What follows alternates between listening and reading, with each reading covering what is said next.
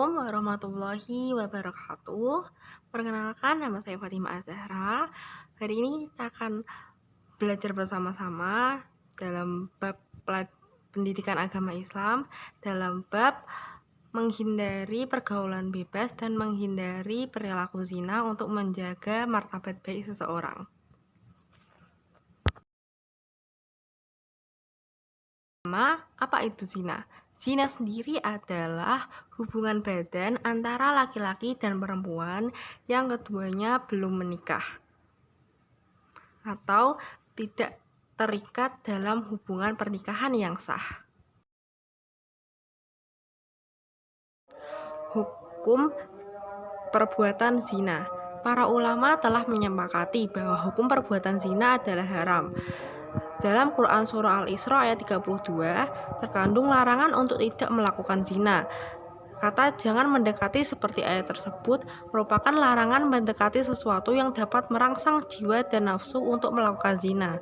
Dengan demikian, larangan mendekati zina mengandung peringatan agar kita tidak terjerumus dalam sesuatu hal yang berpotensi untuk melakukan zina. Hukuman bagi pelaku perbuatan zina. Hukuman bagi pelaku perbuatan zina dibagi menjadi dua, yaitu pelaku yang sudah berkeluarga atau zina muhson dan pelaku yang belum berkeluarga, yaitu ghairu muhson. Hukuman yang pertama adalah untuk pelaku yang sudah berkeluarga, yaitu zina muhson. Hukuman ini ditujukan kepada sepasang perempuan dan laki-laki yang sama-sama sudah memiliki pasangan mereka masing-masing. Hukuman yang didapat yaitu hukuman dera atau dicambuk sampai sebanyak 100 kali dan hukuman rajam, yaitu hukuman mati dengan cara dilempari batu dari segala arah. Yang kedua adalah hukuman zina untuk pelaku yang belum menikah, yaitu ghairu muhson. Zina ghairu muhson ini adalah perbuatan zina yang dilakukan oleh seorang perjaka dan gadis atau janda dan duda yang sama-sama belum menikah. Pertama, apabila pelaku zina ghairu muhson adalah gadis dan perjaka, maka hukumannya adalah dera atau cambuk 100 kali dan diasingkan dari wilayah tempat tinggalnya.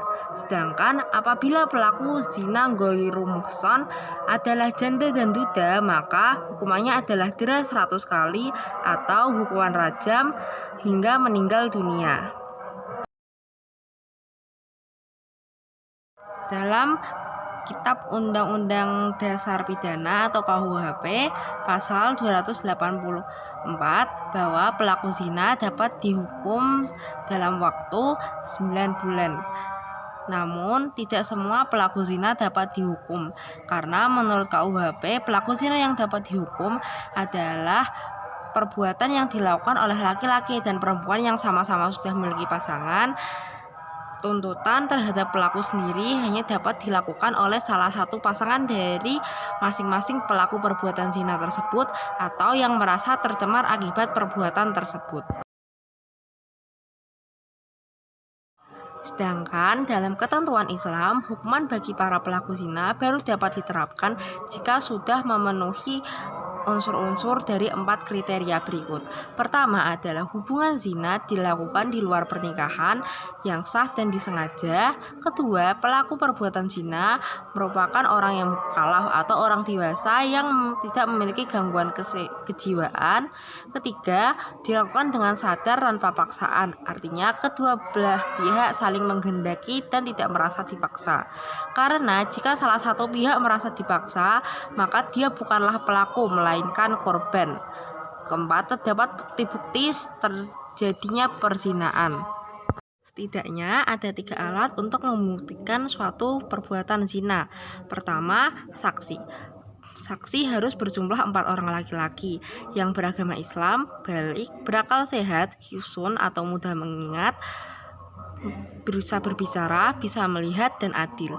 Jika ada saksi perempuan, maka saksi itu harus berjumlah 2 orang.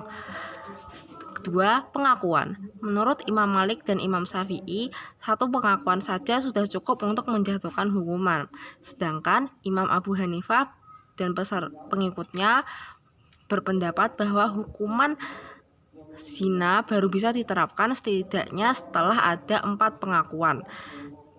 3. Adanya korinah atau indikasi kehamilan. Seorang perempuan wajib dijatuhi hukuman jika ia dideteksi telah hamil tanpa ada suami. Menurut Imam Suyuti dalam kitab Al-Jami Al-Kabir, perbuatan zina dapat mengakibatkan 6 dampak negatif bagi pelakunya. 3 dampak negatif di dunia dan 3 dampak negatif akan ditunjukkan di akhirat nantinya. Pertama adalah dampak yang ditunjukkan di dunia, yaitu menghilangkan kewibawaan. Pelaku zina akan kehilangan kewibawaan, harga diri, dan martabatnya di kalangan masyarakat, karena ia akan dianggap menjijikan dan menjadi sampah masyarakat.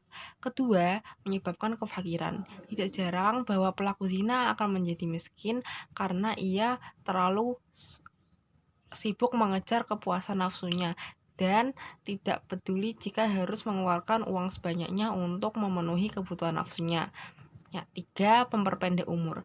Perilaku zina juga dapat memperpendek umur seseorang karena perbuatan ini menyebabkan dirinya terserang penyakit menular seksual yang berbahaya seperti HIV atau AIDS, kanker, penyakit kelamin, dan sebagainya yang menghantarkan kepada resiko kematian. Dampak yang akan ditanggung di akhirat. Pertama, akan mendapat murka Allah Subhanahu wa Ta'ala. Perbuatan zina sendiri merupakan dosa besar yang dilaknat oleh Allah, sehingga para pelakunya akan mendapatkan murka dari Allah Subhanahu wa Ta'ala di akhirat nantinya. Kedua, mendapatkan hisab yang buruk. Pada saat yaumul hisab, para pelaku zina akan menyesali perbuatannya, manakala kepada mereka diperlihatkan betapa besar dosa zina yang pernah mereka lakukan. 3. Mendapatkan siksa yang pedih. Perilaku zina akan mendapatkan siksa yang berat dan pedih kelak di akhirat nantinya, yaitu siksa neraka.